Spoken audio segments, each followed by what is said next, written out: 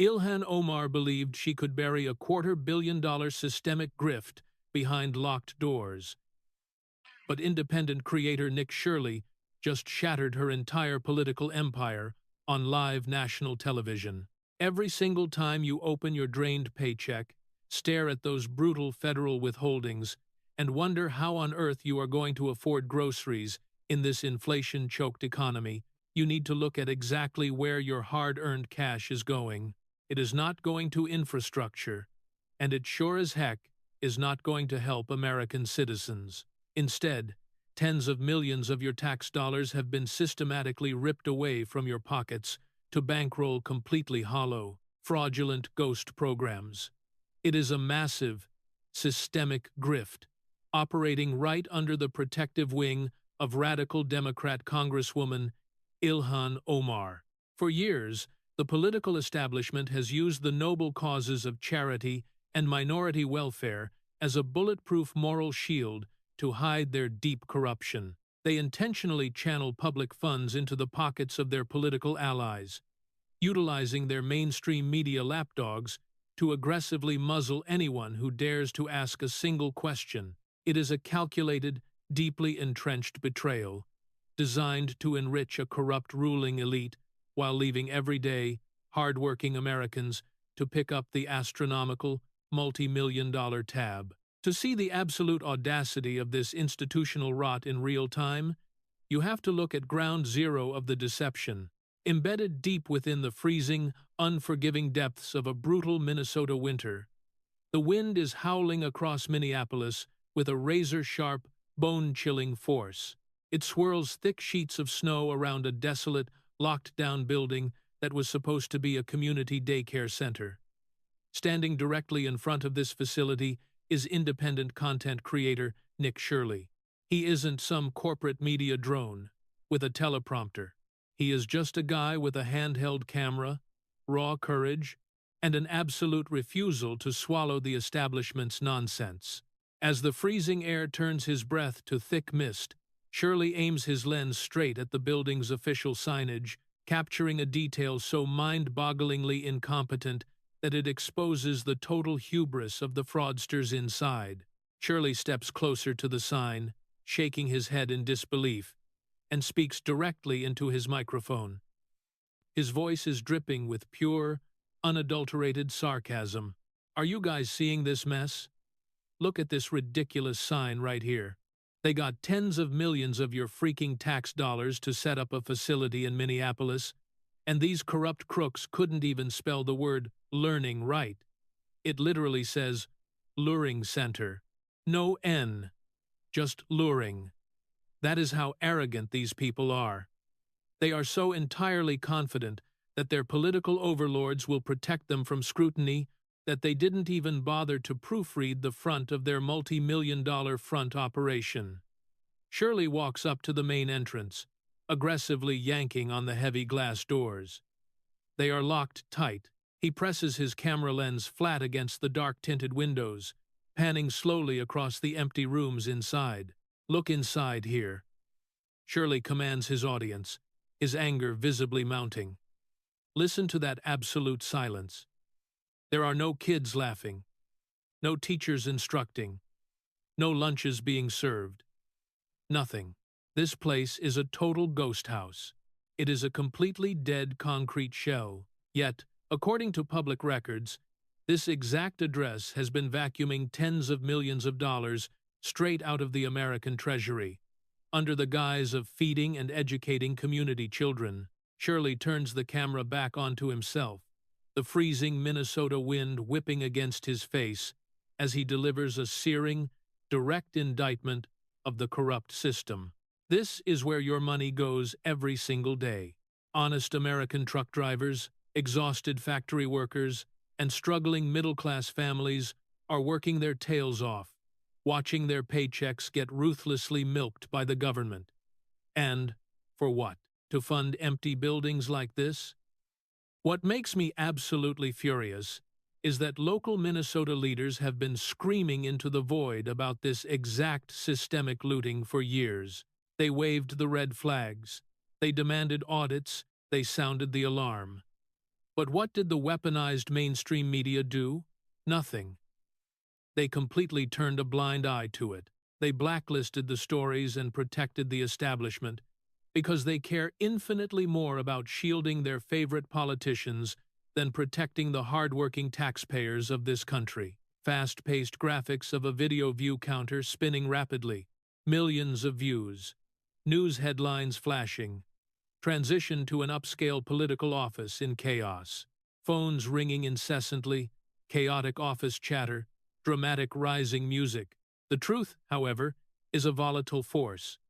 Once it gets unleashed, you cannot just shove it back into the bag. Within mere hours of Shirley uploading that raw, unedited footage to the internet, the video explodes into a massive, unstoppable viral wildfire. It racks up millions of views and ignites a raging inferno of public fury across the United States. Cut to the heavily guarded, elite congressional office of Ilhan Omar. The atmosphere inside is pure, unmitigated chaos. Phones are ringing off the hook, staffers are frantically pacing the floor, and the air is thick with panic as the carefully manicured narrative begins to shatter in real time. One of Omar's top political strategists slams his tablet down onto the conference table, cursing under his breath as he looks at the rapidly climbing view count. "Mom, we have a catastrophic crisis on our hands," the strategist barks, his face pale with stress. This viral video by this independent kid Shirley is completely blowing up on every single platform. It is everywhere. The algorithms are pushing it to the moon, and the public is absolutely losing their minds. People are demanding fraud investigations, and they are linking the funding directly back to your legislative sponsors. A standard, tightly worded written denial from our PR team is not going to do a thing to stop this firestorm this time. Ilhan Omar stands by the window, her jaw clenched as she stares out at the city, her elitist composure completely cracking under the immense pressure. She turns around, her eyes flashing with calculative rage, as she snaps at her team. Who does this independent kid think he is? How did he even get past the perimeter with a camera? I am a sitting United States Congresswoman, and I am not going to let some unaccredited, nobody, creator destroy my political empire with a viral video. Another senior advisor leans forward, adjusting his glasses, his voice dripping with cynical, backroom political maneuvering. "Then we don't retreat, Mom. We play rough. We launch a high-stakes, aggressive media ambush to completely flip the script.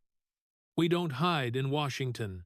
We book an exclusive, nationwide live broadcast confrontation, and we stage the television cameras right inside the hollow lobby of the luring center itself. We drag this Shirley kid right onto our turf."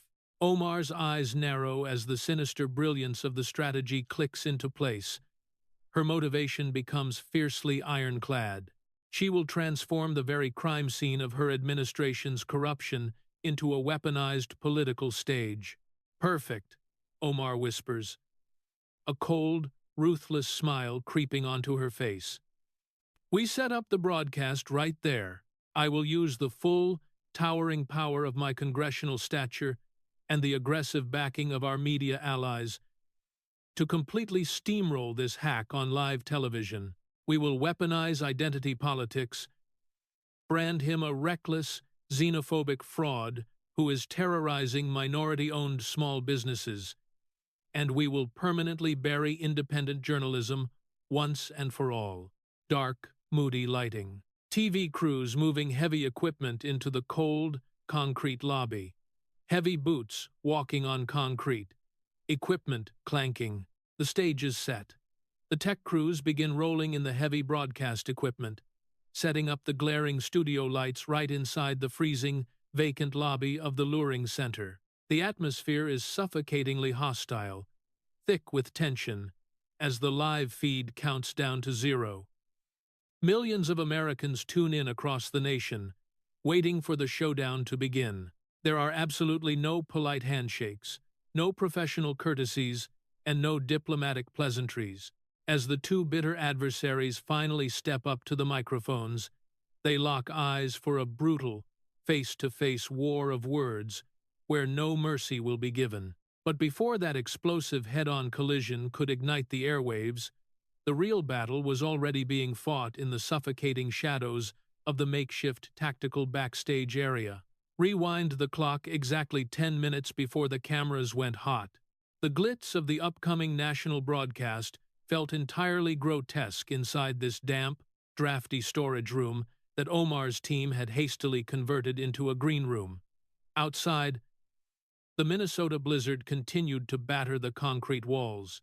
Inside, the silence between the two camps was thick enough to cut with a knife, drawing a brutal psychological line right down the center of the room. On one side stood the unchallenged queen of the Minnesota political machine, surrounded by a frantic wall of human shields. Ilhan Omar sat perched on a high-end makeup chair that her staff had trucked in, radiating the calculated, untouchable aura of a career politician. 3 separate makeup artists fluttered around her, aggressively dabbing away the sweat building beneath her high-definition foundation. Meanwhile, a flock of high-priced political strategists and PR handlers hovered over her like vultures. "Listen to me, Ilhan," one senior PR handler hissed frantically, pointing at a tablet displaying a stack of pre-written, bulletproof statements. "If this independent agitator tries to corner you on the cash, you shut it down instantly. You stick to the script. If he pushes on the sudden asset spike, you look right into the camera and call it a routine accounting error. It is a clerical oversight. Period. If you give him an inch, the media is going to turn this into a feeding frenzy." Omar didn't answer right away. She stared at her own reflection in the vanity mirror. Her manicured fingers were gripping the armrest so hard, her knuckles turned white beneath the expensive silk of her designer wardrobe. Beneath the arrogant, dismissive smirk she rehearsed for the public, an icy wave of total, unmitigated terror was clawing at her throat. She could hear her own heartbeat ringing in her ears. Her mind raced back to her early days in politics, back when she barely had a penny to her name, drowning in crippling, suffocating debt. Now, her accounts held tens of millions of dollars in net worth. It was a staggering, explosive fortune built in the shadows. And as she looked across the room, she realized that the protective shield of the political establishment was beginning to crack. The fear of exposure, the fear of a total systemic collapse that could end with her in a federal jumpsuit, was making her blood run cold. "Just make sure the live feed is locked in, and the audio levels are favoring me," Omar snapped at her handler. Her voice was sharp, defensive, and dripping with elitist venom. "I am not going to let some internet-famous hack interrogate me on my own turf." Directly across the drafty room, completely isolated from the political circus, sat Nick Shirley. There were no handlers, no makeup artists, and absolutely no corporate image polishers. He sat entirely alone on a rusted metal folding chair. The steady, rhythmic clicking of his camera lens adjustment was the only sound coming from his corner. He didn't need a teleprompter. Resting flat on his lap was a heavy manila folder stamped with the official seal of the United States Department of Justice. It was a collection of unsealed, highly sensitive investigative documents freshly leaked from the Federal Anti-Fraud Task Force. One of Omar's arrogant young press aides swaggered over to Shirley's side of the room, intentionally stepping into his personal space in a pathetic attempt at psychological intimidation. "Hey, kid," the aide sneered, tossing a copy of Talking Points onto Shirley's lap. "You've got exactly 10 minutes of fame before our legal team sues your independent operation into absolute bankruptcy. The media already exposed your little clown show on TV. You are an unaccredited joke playing with fire. You aren't a real journalist. And you don't have the backing of a real network. You should pack up your little handheld toy and go back to chasing clicks before the Congresswoman ruins your life." Shirley didn't even look up at first. He calmly finished cleaning his camera lens with a microfiber cloth, took a slow, deliberate breath, and then raised his eyes. He locked a cold, dead-eyed stare directly onto the smug aide. "You think I'm here for clicks, man?" Shirley said. His voice was terrifyingly calm, carrying a raw, grassroots weight that made the aide's smirk instantly vanish. "Go tell your boss you better save that tough guy routine for the federal grand jury. Because unlike the lazy corporate reporters who sit in their heated hotel rooms using speakerphone to verify government corruption, I have actually read these unsealed DOJ files. The task force does not give a single care about your rehearsed PR statements. Every single dollar your machine stole from the taxpayers was meant to put food in the mouths of starving kids in this community. And instead, it lined your filthy pockets. I am not leaving this building until the entire country sees the rot behind her mask." The aide swallowed hard, nervously stepping back toward Omar's inner circle without saying another word. 2 minutes to air. Everyone to your marks. Let's go, people." The floor manager's voice boomed through the PA system, shattering the psychological standoff. The pressure in the room spiked instantly, becoming almost unbearable. Omar's handlers did one final frantic sweep of her wardrobe, whispering desperate last-minute strategies into her ear. As she stood up, adopting her regal, untouchable public posture, Shirley stood up seamlessly, slinging his camera rig over his shoulder and gripping the federal folder tightly in his left hand. The production crew escorted them out of the shadows and straight onto the brightly lit tactical studio stage, set up in the hollow, freezing concrete lobby of the luring center. Visuals blinding studio lights click on. Close-up on the flashing red recording light, audio deep synth drop, heartbeat sound. The blinding studio lights snapped on, cutting through the darkness. The floor manager raised his hand, counting down with his fingers in absolute silence. 3, 2, 1. The crimson tally lights on top of the national broadcast cameras flashed to life, pulsing like a beacon of impending doom. The live television feed was officially locked, broadcasting straight into the homes of millions of furious American citizens. It captured the absolute, uncompromising hatred between the two adversaries as the war for the truth began. The live feed locked in, broadcasting this frozen theater of the absurd to a nation already seething with tax-time rage. Ilhan Omar naturally didn't waste a single millisecond. She launched her offensive with the practiced, imperious sneer of a career politician fully convinced of her own divine right to rule. She wasn't just talking to Nick Shirley. She was talking down to him, delivering her lines from atop an invisible, taxpayer-funded ivory tower. "Let's get one thing perfectly clear for the audience," Omar began. Her tone was dripping with the kind of smug condescension usually reserved for explaining basic concepts to a toddler. She immediately deployed the favorite weapon of the establishment, the appeal to credentialed authority. "You are not a journalist, Mr. Shirley. You are an unaccredited internet troll. You have no journalism degree. You don't understand basic investigative protocols, and your entire operation is nothing more than a desperate, pathetic grab for viral clicks. You are a grown man who showed up at a minority-run daycare with a camera, intimidating women and trying to manufacture a scandal where none exists."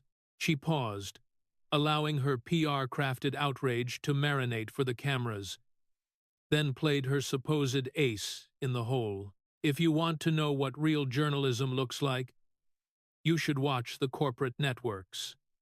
They actually did the work. They reached out to these facilities, and they confirmed they are legitimate businesses. Heck, when mainstream cameras showed up right here at the luring center, there was a steady stream of children walking through those doors. Maybe you should spend less time harassing immigrant business owners and more time learning from actual professionals." It was a beautiful, meticulously constructed progressive narrative, a flawless defense mechanism built entirely out of buzzwords, victimhood, and blind faith in the corporate media. Shirley didn't blink. He just let out a slow, deliberate chuckle that echoed off the cold concrete walls of the empty lobby, immediately deflating the pompous balloon Omar had just inflated. "That is a fascinating definition of professionalism, Congresswoman," Shirley replied. He leaned forward, his voice a low, lethal instrument of direct damage. "Let's talk about those rigorous investigative protocols, shall we? You are praising a reporter who conducted her hard-hitting investigation by sitting in a heated room at the Courtyard by Marriott, putting a daycare owner on speakerphone, and simply asking, 'Hey, are you committing fraud?' And when the person on the other end said no, the network stamped it as verified truth. They didn't even want to step out into the January snow because it might mess up their magnificent hair. That isn't journalism, Congresswoman. That is stenography for the establishment." Omar's eyes narrowed, but before she could interrupt with another rehearsed talking point, Shirley dropped the hammer. "You want to talk about that steady stream of children they saw?" Shirley asked. He held up a manila folder with the state commissioner's seal. It was a theater production, a complete, unadulterated sham put on for the lazy corporate cameras. "I have the official mandate right here from the Minnesota Commissioner of Children. This exact facility, the Luring Center, was officially ordered closed a full week before the cameras ever showed up. Those kids were bussed in as props to fool a network that was too cowardly to do actual shoe-leather reporting." The silence in the room suddenly became deafening. Omar's carefully practiced smirk vanished, replaced by a rigid, wide-eyed stare. "But let's move past media incompetence, because it gets much worse," Shirley continued. His voice was rising, vibrating with righteous, grassroots anger. He pulled a second document from the folder, holding it up to the camera lens. "You accused me of harassing a legitimate business. Well, as of this morning, the owner of this legitimate business has been formally indicted by the federal government for massive financial fraud. Not state charges, federal indictments. Because while your media friends were cracking jokes and mocking me for not going to journalism school, my amateur camera work triggered a DOJ investigation that your entire political machine tried to bury. I don't need a degree from Columbia to spot a scam, Congresswoman. I am just following the standard of holding the powerful accountable, instead of covering for them." Omar stood there, utterly paralyzed on live national television. The media shield she had so confidently wielded now shattered into a million pieces at her feet. But Shirley wasn't done. The daycare was just the appetizer. It was time to serve the main course. He was about to drag her right into the center of the largest pandemic fraud in American history. The immediate collapse of her corporate defense left a vacuum in the studio, one that Omar desperately scrambled to fill. The polished veneer was cracking, revealing the raw panic beneath. Realizing that her shield was irreparably broken, she pivoted with the ruthless speed of a cornered animal, adopting a strategy of aggressive legal distancing. "You are conflating local municipal failures with federal oversight, Mr. Shirley," Omar snapped. Her voice rose in pitch, attempting to inject a tone of bureaucratic authority to mask her retreating position. "If a handful of independent contractors running local daycares violated state guidelines, that is a matter for local law enforcement. I am a legislator in Washington. I fight to bring essential resources to vulnerable communities. I cannot and should not micromanage every single external entity that receives a grant." She tried to project the image of a noble public servant unfairly saddled with the sins of rogue actors, completely divorcing herself from the rot on the ground. Shirley didn't even blink. He leaned into the microphone, his expression hardening into something resembling granite. He wasn't going to let her slip away into the murky waters of bureaucratic, plausible deniability. "Rogue actors," Shirley echoed, the sarcasm dripping from every syllable. "A handful of independent contractors?" No, Congresswoman. Let's stop pretending this is about a few mismanaged daycares. Let's talk about the beating heart of this entire criminal syndicate.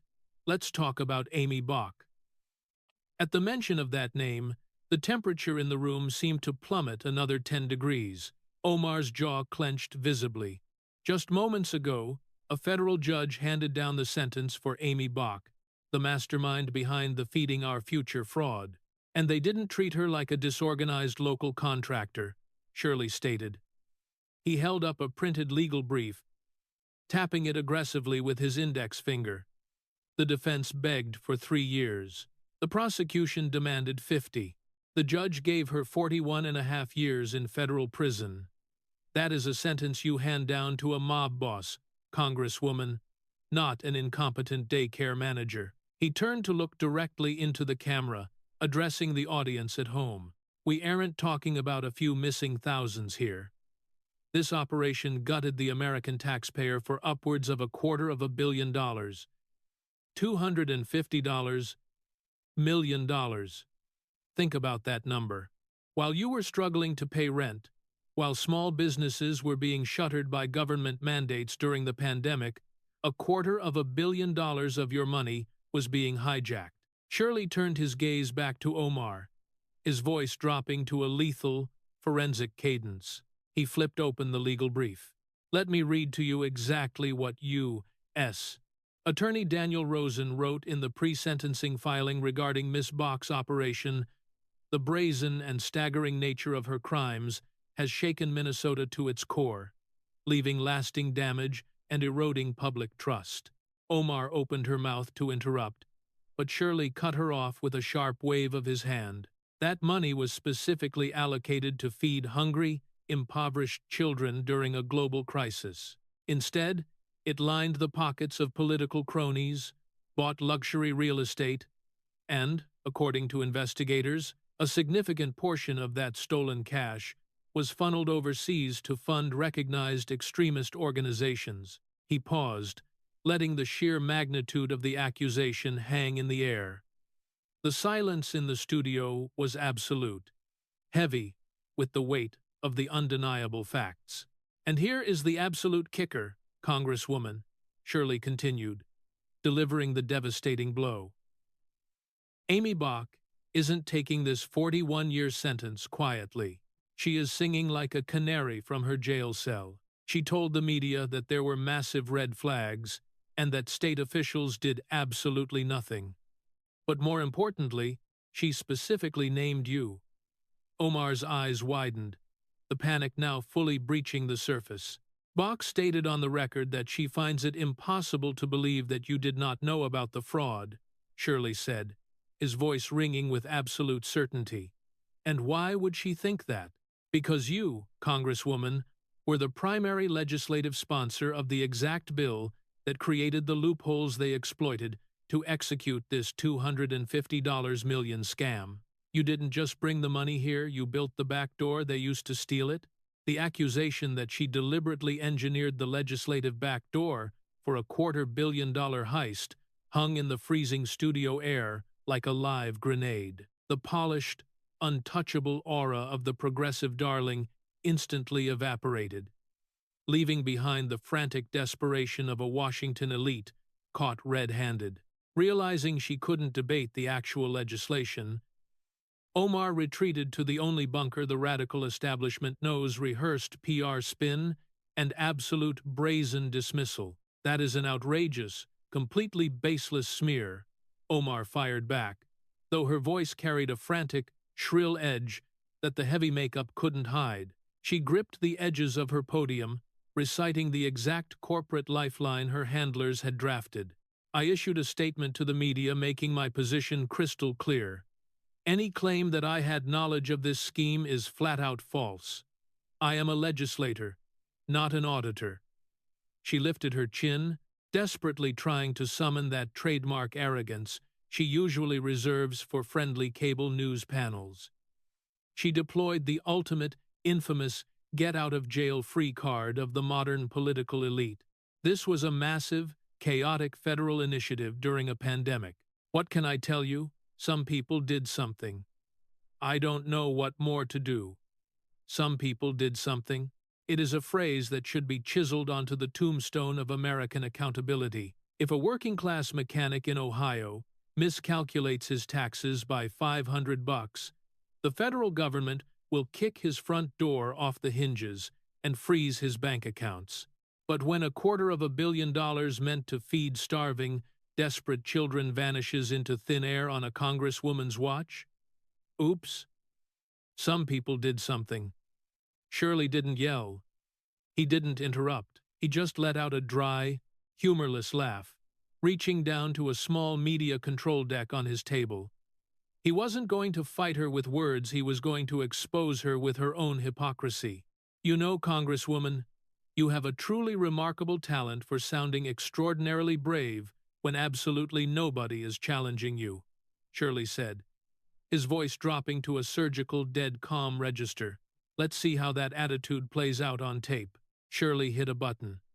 The studio monitors flared to life, pumping the audio of a recent episode of a popular radio show into the room. Omar's recorded voice echoed off the concrete walls, smug, untouchable, and dripping with elitist invincibility.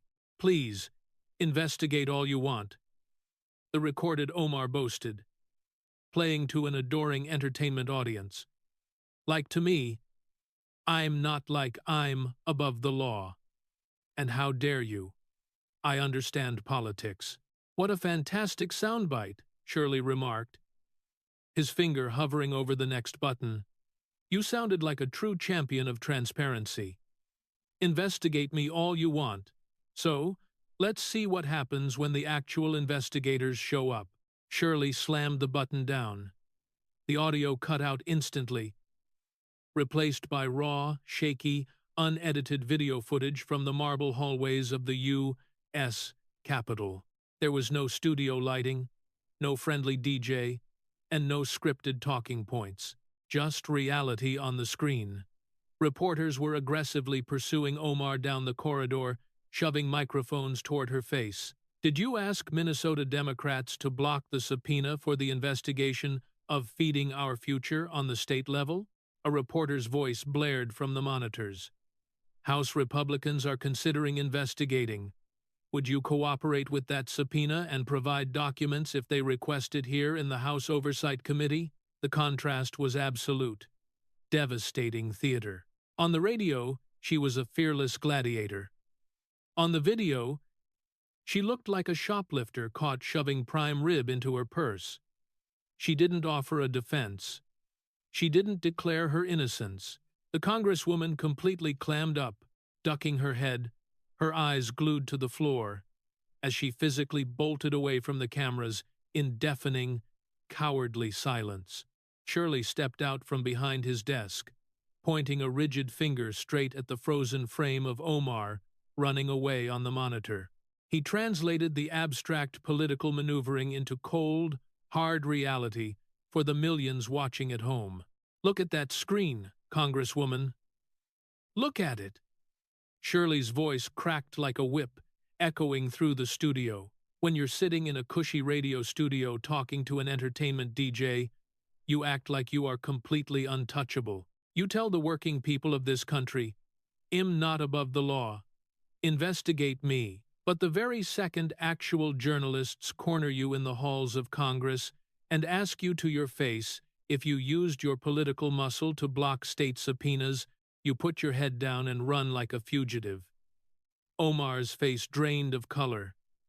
Her mouth opened, but no sound came out. The panic was no longer hiding, it was written all over her face. Shirley leaned in, delivering the direct damage. A subpoena is just a legal request for the truth. Let me ask every single taxpayer watching this broadcast right now. If you fought to bring hundreds of millions of dollars to your district to feed hungry kids, and someone stole it to fund overseas extremism, wouldn't you be leading the charge to hunt them down? You don't hide documents from the House Oversight Committee if you have nothing to hide. You don't run from a subpoena if you're innocent. You run because you know exactly where the bodies are buried. Tell me, Congresswoman, is that how an innocent woman behaves? The silence left in the wake of that hallway video was heavy enough to crush coal into diamonds. The pristine, untouchable facade of the progressive aristocracy was melting under the studio lights, and for a fleeting second, Ilhan Omar looked like she wanted to bolt for the emergency exit. But with millions of eyes pinned on her, she deployed the last desperate reflex of the Washington elite. Aggressive, indignant denial centered on financial purity. "I am not going to sit here and be subjected to this conspiracy theater," Omar shrieked, her voice cracking, the polished cadence completely abandoned. Her hands were visibly trembling as she gripped the edges of her podium. "My finances have been audited. I have not received a single, solitary penny from the Feeding Our Future grants. And that sudden spike in my household net worth that you right-wing extremists keep obsessing over? It has already been publicly documented as a simple accounting error. A clerical anomaly, nothing more." Shirley didn't yell. He didn't need to. He just let out a slow, cynical, deeply American sigh. The kind of sigh that comes from a man who has watched the working class get grifted one too many times. "An accounting error," Shirley repeated, tasting the sheer, unadulterated audacity of the phrase. He stepped out from behind his desk, walking slowly toward the center of the stage. "That is truly a Beltway miracle, Congresswoman.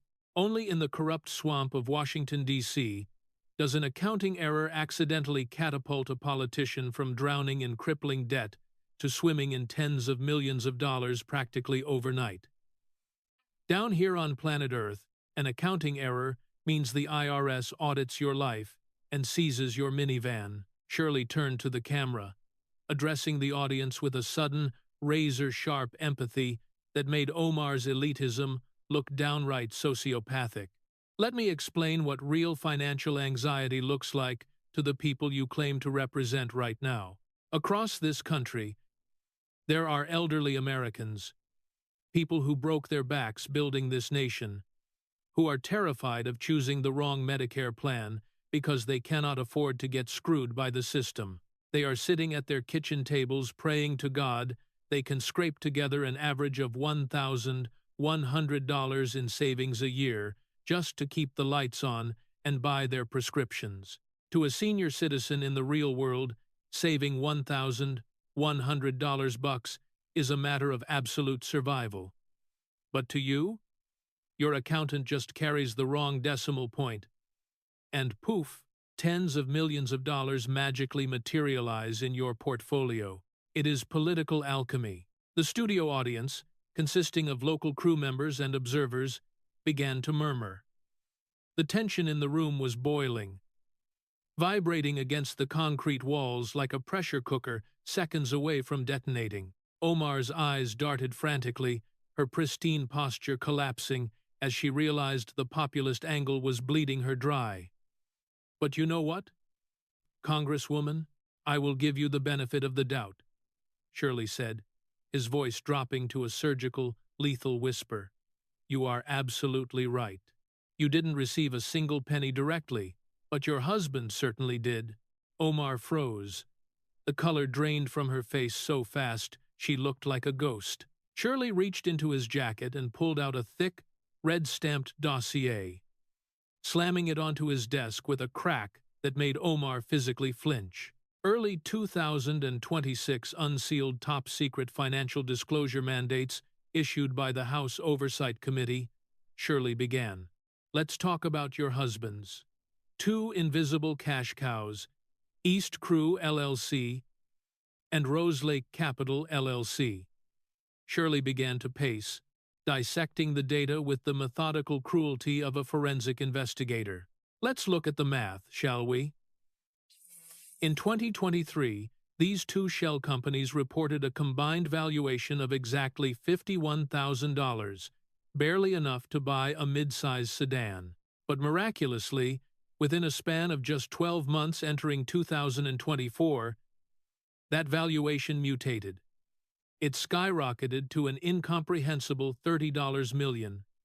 $30 million. He stopped pacing and leveled a glare at Omar that could have cut glass. What exactly do these companies manufacture to justify a $30 million valuation in a single year? What groundbreaking service do they provide? The answer is absolutely nothing. They produce no commercial goods. They have zero public investors. Their website is a shadowy digital ghost town, hiding behind vague, nonsensical, diplomatic consulting jargon. And let's not ignore your husband's sterling professional resume. A man with a documented litigious history of dodging debts and conning investors with absurd promises of 200% returns. Omar's lips were moving, but she was completely speechless. Her hands were shaking so violently that the microphone clipped to her lapel began to pick up the rustling of her silk blouse. The entire room held its breath, trapped in the gravity of the impending revelation. This isn't a consulting firm, Congresswoman. It is a highly sophisticated laundering funnel, Shirley declared, his voice thundering with absolute, uncompromising conviction. That $250 million ripped directly out of the mouths of starving children didn't just vanish into thin air. A massive chunk of it was routed right back into your family's coffers under the completely fabricated guise of selling political access. You didn't just oversee a fraud, you monetized a tragedy to build a dynasty. The devastating revelation of the $30 million laundering funnel stripped away the last remnants of Ilhan Omar's political armor. Cornered, exposed, and bleeding political capital on live television, she lunged for the only emergency ripcord the establishment had left. She abandoned the financial argument entirely, weaponizing her identity in a frantic attempt to shut down the interrogation. "I will not tolerate this!" Omar shouted, her voice shrill and trembling with raw panic. She slammed her hand against the podium, attempting to project the towering authority of her office. "You are running a racist, xenophobic smear campaign. You do not care about the truth. You are just manufacturing these vile lies to feed your base. I am a sitting member of the United States Congress. I demand you cut this feed immediately, or my legal team will destroy you." Shirley did not flinch. He did not back down. He stepped right up to the edge of her podium, turning this television studio into a federal courtroom, and delivered the ultimate existential strike. "You want to talk about your legal status as a United States Congresswoman?" Shirley demanded, his voice slicing through her outrage like a scalpel. "Let's talk about how you obtained that legal status in the first place. You can yell about racism all you want, but the Department of Justice is no longer just looking at your bank accounts. They are looking at your citizenship." He reached into his briefcase and pulled out a separate, heavily redacted file. He held it up so the cameras could zoom in on the seal of the Department of Homeland Security. "Just days ago, the Federal Anti-Fraud Task Force officially expanded its criminal probe into your background. Representative Nancy Mace just forced the DHS to unseal your 2009 immigration records, and the federal government isn't looking at an accounting error. They are looking at systemic, decades-long immigration fraud." Omar froze. The indignant fury vanished, replaced by an expression of pure, unadulterated terror. "Let me read the facts into the record," Shirley commanded, opening the file. "In 2009, you executed an illegal marriage to a man to help him bypass federal immigration laws and secure United States citizenship. But genealogical records, DHS files, and impending federal DNA subpoenas all point to one horrifying, undeniable fact. That man was your own biological brother.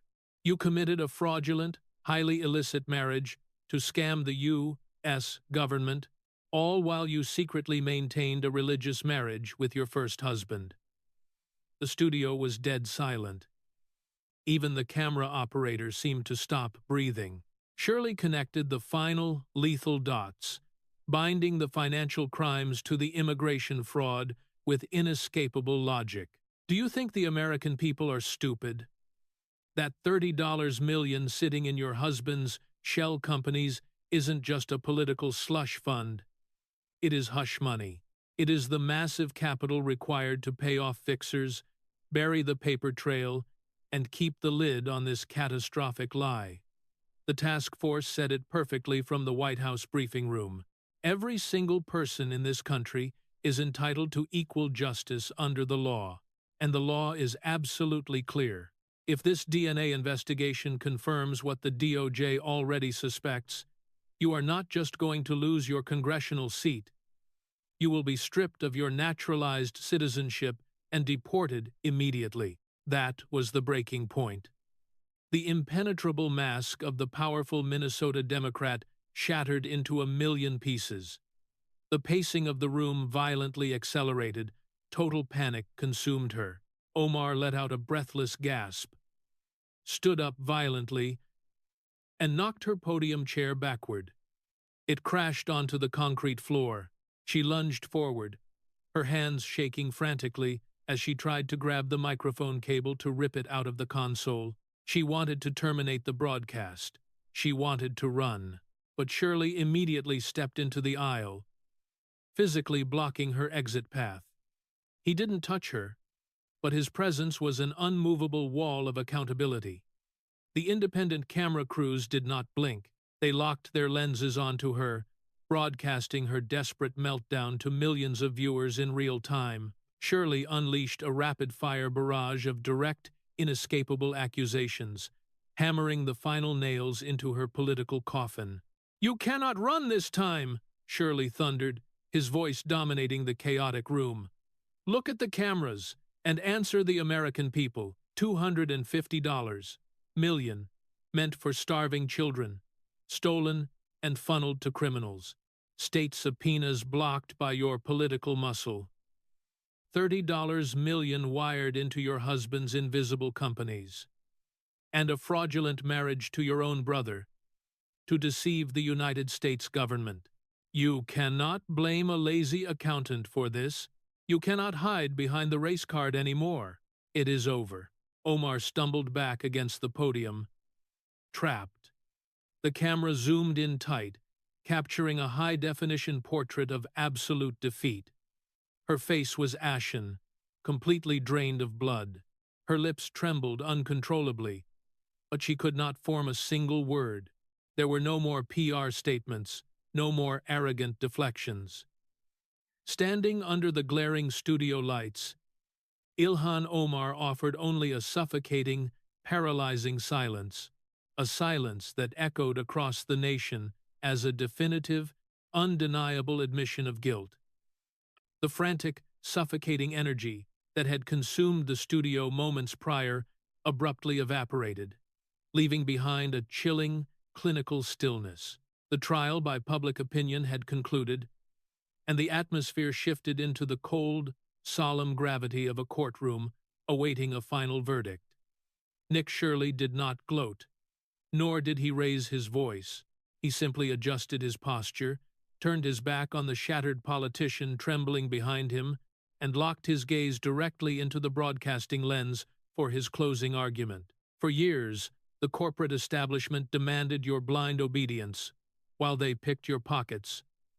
Shirley delivered, his voice a low, resonant drumbeat of absolute finality. They laughed at the local leaders who screamed themselves hoarse, trying to warn this country about the systemic looting happening right under our noses.